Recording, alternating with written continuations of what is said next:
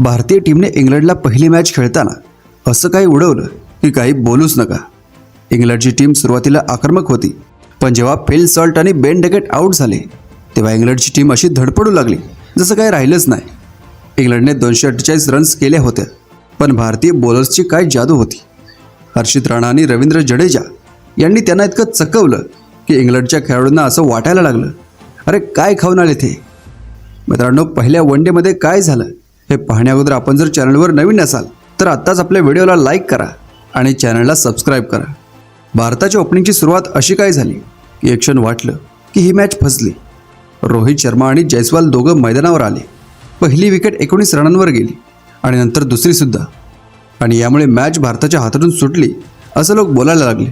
असं वाटलं की भारताने स्वतःच्या पायावर कुऱ्हाड मारली, पण मग चमत्कार घडला। शुभमन गिल आणि श्रेयस अय्यर मैदानावर आले आणि त्यांनी असा धमाका केला की इंग्लंडच्या प्लेयर्सला कळून चुकलं की ही मॅच आता भारताचीच आहे।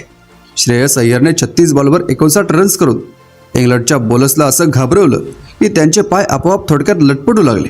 आणि त्यानंतर गिलचं काय बोलावं, त्याने खेळताना असं काही धमाल केला की इंग्लंडचे बॉलर्स पळून पळून थकून गेले। काहीच दिवसांपूर्वी लोक म्हणत होते शुभमन गिलला चॅम्पियन्स ट्रॉफीच्या प्लेइंग 11मध्ये नसावं।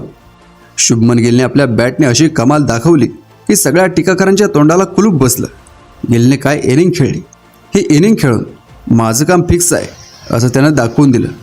आणि अक्षर पटेल त्याने शुभमन गिलला चांगली साथ दिली आणि दोघांचं लेफ्ट राईट कॉम्बिनेशन अगदी परफेक्ट होतं। इंग्लंडच्या बॉलर्सला असं वाटू लागलं, अरे हे चाललंय काय। जसं जसं रन चेस सुरू झालं इंग्लंडच्या प्लेयर्सचा घाम निघू लागला। अखेर भारताने इंग्लंडला असे हरवले की इंग्लंडच्या खेळाडूंना असे वाटले की उगाच पहिली बॅटिंग घेतली। भारताचा हा मोठा विजय चॅम्पियन्स ट्रॉफी 2025 पूर्वी एक शुभ संकेत आहे।